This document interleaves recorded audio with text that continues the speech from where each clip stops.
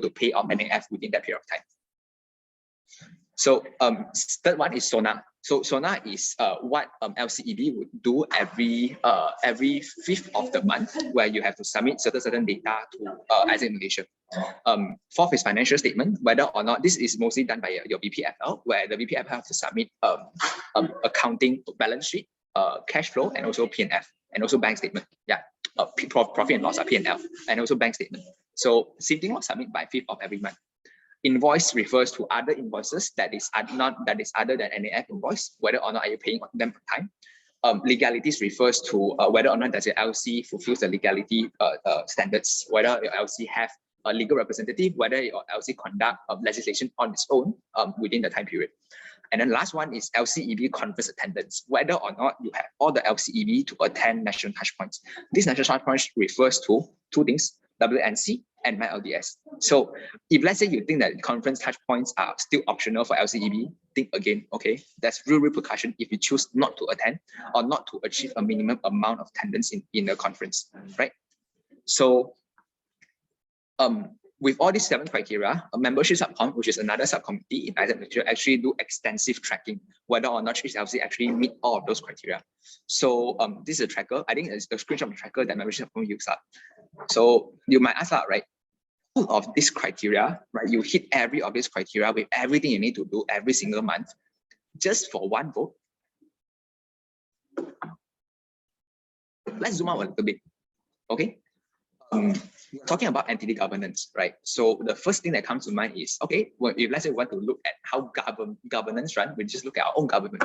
So under a democratic system, you have legislative, executive, and judicial. So the 3 branches that is supposed to operate independently. So legislative refers to parliament, right? Executive refers to the cabinet, a PM, and then all its ministry, all its ministries. Judicial refers to the court, right? The court that arbitrate different right or wrong, yeah, whether or not this person, whether or not this company violate any of the law, right?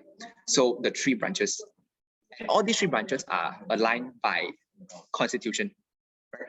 So the constitution of Malaysia, I think what do you call that? Yeah, Malaysia Constitution, right? So actually, is very extensive in telling us how these 3 branches actually work together with one another. So likewise, in organizational governance, we also have these 3 branches. So legislative refers to NEB. In this case, it refers to 12 LC plus MC, constituting the 13 votes. And then it also have its list of subcommittee. So subcommittee is an idea like it's formed by LCPs. So the 12 LC over here, they have LCP. Each of them will be segregated, will be taking on each of the subcom. So you have met FL subcom, which is me, myself, the chair. You have met Shi Yin from legislation subcom. You have met I've mentioned about membership, which is Li Wen over here, chair of membership subcom. You also have ethics subcom. You also have information management and branding subcom. You also have meetings and bid subcom, right? So these subcoms are usually the ones that is proposing motion and running independent analysis. Executive branch refers to the most, I think, familiar people that we meet: MC, LC, EST. Under LC, you also have an LC structure, right? Your MTR, your EPLA, your members, right? Then judicial refers to independent board. So I think the closest I think parallel I can find is actually ECB. So ECB is an independent board called Entity Control Board. What they do is they receive complaint and then they arbitrate whether this complaint is valid or not. If this complaint is valid, then what will be the action for this LC? What will be the action for this EP, right? So I suppose the LCEBs over here would have heard of it, right? But if you haven't, then it's okay. You heard a bit more. So all of these 3 branches, same thing, is governed by AM Compendium. ASEAN Malaysia Compendium, right? ASEAN Malaysia Compendium states very specifically what would each branch of it do, right? It also governs how ECB be elected, how ECB function. So scoop down a little bit more into LC Compendium, right? Into LC governance. So you same thing, you still have these 3 branches that exist. Legislative, which is the LCEB, that's the one that's casting the vote. Executive, your executive structure, and also a judicial. Well, LC don't really have a judicial branch. They usually just rely on the ECB. Right, so same thing, all of these 3 branches is governed by LC Compendium. So you could have get an idea right now. ASEAN Malaysia Compendium, the organized entities compendium, is supposed to be the utmost important document that governs everything. It stands for the governance of this entity. And if you were to change it, right, it will be a big thing, and not everybody can change it. Only you can change it. Specifically, only the 12 LC plus MC can change it. Only the 12 votes, only the 13 votes can make any changes into this AM compendium. So changing AM compendium requires votes, and then each of the votes, each of the amendment is changed vote by vote, right? There's 116 pages inside the current AM compendium. Each of those motions and each of those clauses are put in place by voting itself, not only by you, but also by your predecessors, right? And more so by your successors. So just now, we have witnessed the outcome of the voting, which is 5 votes for to put LC into EID, to put energy into EID, and 2 votes against to put against this motion. So the difference is really by 1 vote. If let's say one of the LC that votes for decided not to vote, right, or vote against, this motion wouldn't carry. So the outcome of the motion is differ by 1 vote. And this is actually most of the case that happens, right? I think I can recall one of the most intense legislation that I have. Yeah, we also almost differ by only 1 vote. So that legislation I'm referring to is one of the national legislative meeting. It's not a simulation, right? It's actually a real legislation. So this legislation happened in July 11th, right? So this legislation, right? Just now you experienced 1 motion, right? In this legislation that I experienced, there's a total of 22 motions, right? So almost all of subcom have this motion, and so I can do a quick rundown. For membership subcom, they want to propose a change in the SU and also OE clause, right? For FL subcom, what we are proposing is a MC budget and also the NF model that we are using right now, right? Meetings and Bid subcom is proposing to get an LC to host the 4th NLC conference. So that LC happens to be Herawala, right? Ethics subcoms is proposing to legislate a whistleblowing platform, which is also important, whereas AI is trying to drive. I think international is trying to drive. Information management and branding, IMB subcom is trying to legislate a more concrete JD for data protection officer. Legislation subcom is the one that doesn't have any motion yet. So the blunder here is we have 22 motions for us to discuss and then for us to pass or for us to vote on. The thing is, in that legislation, we only have 3 voting right members, right? So the 3 voting right members refers to actually 2 LCs and 1 Isaac Malaysia. In other words, in that legislation itself, we only have 2 LCs that manage to retain a full membership, right? Meanwhile, the other 10 LCs are not able to retain. So of course, there is repercussion. Let's say that's the case. After we realize that there's only 3 LC, there's only 3 voting right entities with only 2 LCs, the decision is actually to postpone that legislation to a later date.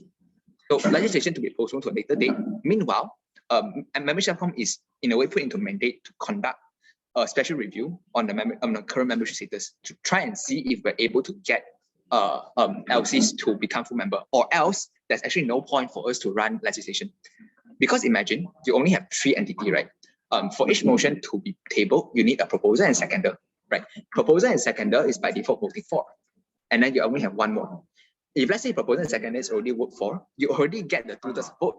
You already get 2 out of 3 votes, so the motion is already passed. So there's no point for us to run legislation anymore.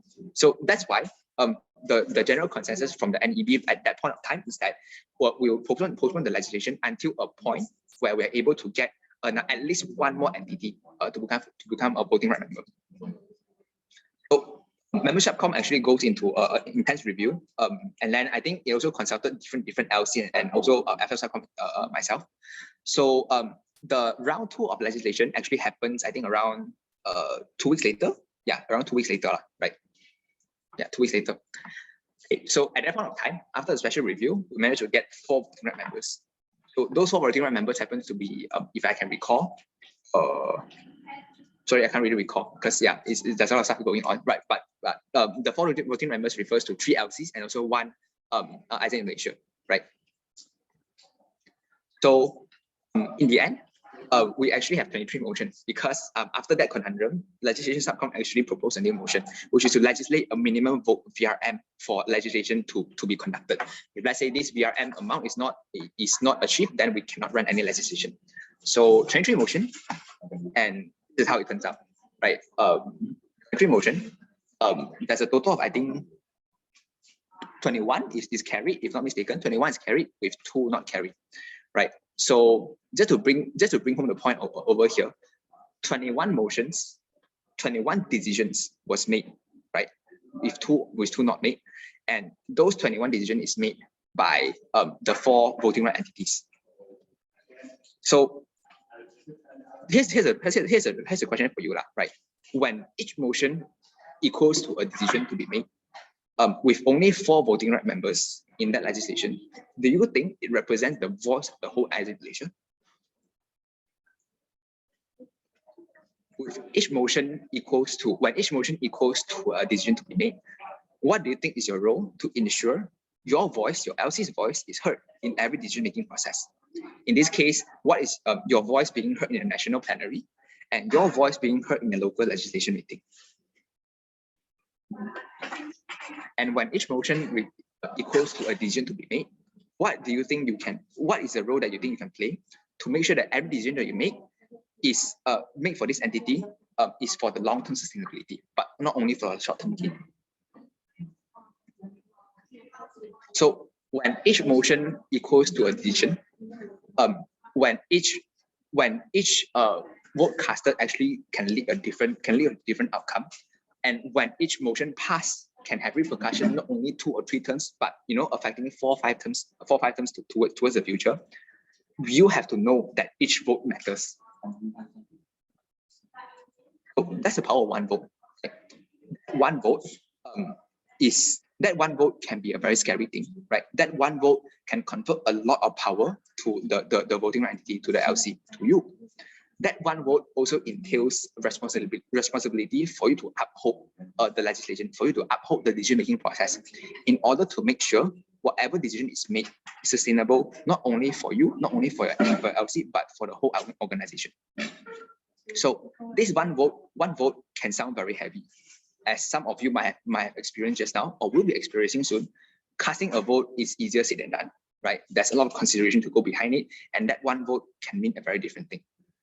And to me, this one vote actually underlies the governance of this whole organization.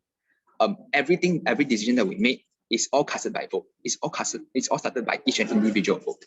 And that, I find, is actually the beautiful thing about this organization, because that is how we make a decision. That is how we ensure every decision is made benefits the long-term sustainability of this organization, benefits the people that we've yet to meet, benefits the impact that we have yet to make. So that's actually the end for this session. I think I severely over time. I'm very sorry. I think it's good that the agenda manager actually give us, I think, longer time for us to go to break. So yeah, 2:30, right? Okay. You can go to functional category. Okay, cool. They know their Zoom link? I think later announce. Okay. So I think right now, you guys can actually go to take a break. Use this time to actually recharge yourself. So come back at 2:30 and stay tuned in the delegate group for you to know which link or which track will you be following later, because later on you'll be going on the track. Okay, hopefully you learn something, and then have a good rest. Thank you, everyone. Thank you. Bye. Thank you. Thank you.